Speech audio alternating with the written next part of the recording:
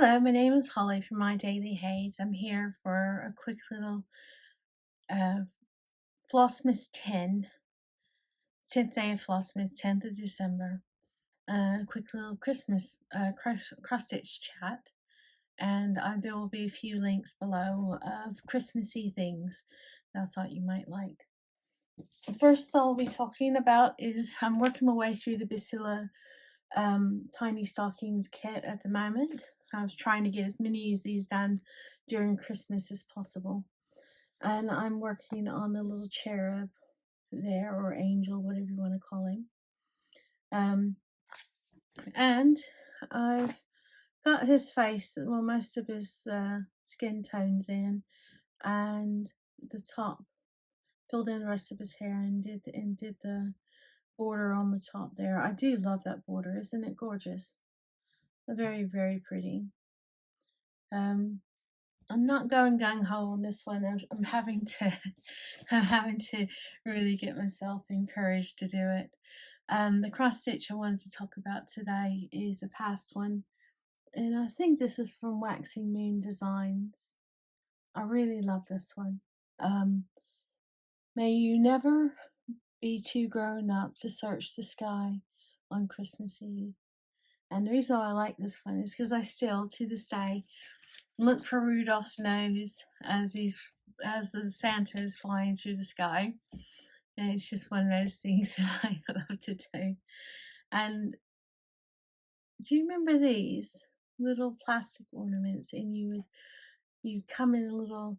My mother-in-law used to always use safety pins to hang things up with. So this is what it's hung up with because it came loose for one of hers. But this is a kit you used to do when you were a little kid. So you'd buy these little plastic things and then paint on, and then when it dried, it would come really clear. And the light shining through these makes it beautiful, beautiful patterns. So I've got a few of these left. I wish I had more of them because it's really nice to see them on the tree. My husband reminded me that I hadn't talked about gingerbread houses. I used to make these gingerbread houses every year, and my husband and I would spend like most of November collecting all the kinds of sweeties. He calls them sweeties, all the different kinds of candies, trying to so that we could decorate. And you get the little round milk chocolate buttons, they call them here, the chocolate disc, or chocolate logs with the cookie base in the middle, and then they're covered in chocolate, so you have like a log cabin, or all kinds of bits. You can get the little tiny boiled sweets, and they would make beautiful fairy lights. You can get templates and patterns, and we'd stick it on with royal icing. Um, you can. There's so many different recipes you can do. I think I still have the recipe if anyone would like it. And you can get the templates, and you get the templates from a tiny little house like that. But I wanted to do something bigger, so I actually went through, and I would every year, depending on how many I would have to make. If I didn't have to make that many, and I would make a bigger house. If there's quite a few people. I mean, one year I think I made 17 of them, so that family and friends could do them. Yeah, it's a very long drawn out process. That was over a course of a month. Yeah, you make the dough and you either leave it in the fridge for an hour or overnight, depending on the recipe. You roll it out and bake it one day, and you gotta let it cool, and then you set up the house. I mean, if you really want to do it posh and nice, you can leave them flat and then glue them together afterwards. But the most people like to decorate the house with the house already erected. So you make this royal icing glue that's edible, and you stick the houses together. And I used to just tie them with string or yarn and put a tin can in the middle so that you'd have all the house put together. and leave it overnight and then you can put the roof on as well. And I used to always balance it on with a tin can to hold it on. But there's various different ways to do it. That was just the way I did it. But it was usually a good 3 day process to make the gingerbread and make the gingerbread house from dough to erected figure. And then you could either get the cake boards, tinfoil covered cake boards, or you can make your own little. We've done it on paper plates, several paper plates or whatever. But it was such a wonderful time. And then on the day that you're going to decorate them, you would you put the sweeties and different or the candies in different bags, and you get licorice, and you'd put some. Yeah, I'd get paint brushes, and people could paint on really good quality paintbrushes that don't come out. You could paint on decorations onto your house, or you can buy those pastry bags in a roll, and I would fill some of them, at least two of the same color, and so I would do different variations of color, and you just put them in a cup or a glass, or cup, and sit them on the table so that they won't be standing. You just stand them in there, so whenever people need it, you don't get a mess on the table.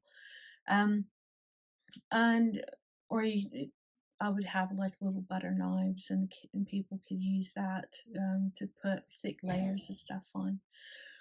But it was such a fun enterprise. You put on some Christmas music, you cover your table with whatever you need to do, and realize that you're going to have hundreds and thousands, or those little candy strands or whatever they were decorating on. Just realize your vacuum is going to get good use afterwards from all the dropped can.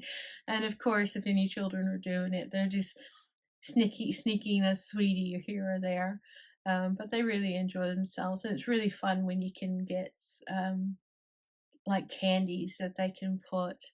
Or I would do with the extra dough from the gingerbread houses, I would make little gingerbread Christmas trees or things like that.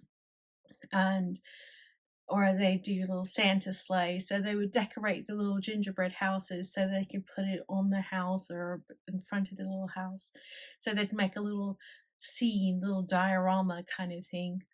But yeah, it's quite exciting. It's something that, if you did it a little bit at a time, you could, by next weekend, you could have a grand old time. I mean, obviously you can buy the kits and things, but I think the joy for us was, my husband and I, was first thinking of all the different sweeties or candies that we could gather.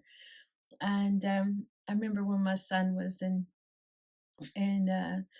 Army college, he and his friend came home for the weekend, and I had built these quite big ones for them, and they both decorated them and took them back to college. And my son was generous enough that he plopped his down in the common room, and within 30 minutes it was down to crumbs because the kids had eaten it all. They weren't decorated beautifully, but they enjoyed the process. And it's nothing like sitting down at a table with music playing, Christmas music playing, and having a group of family and friends around the table, especially the small children around, and everybody just having a grand old time. But it was such a joy to be able to do.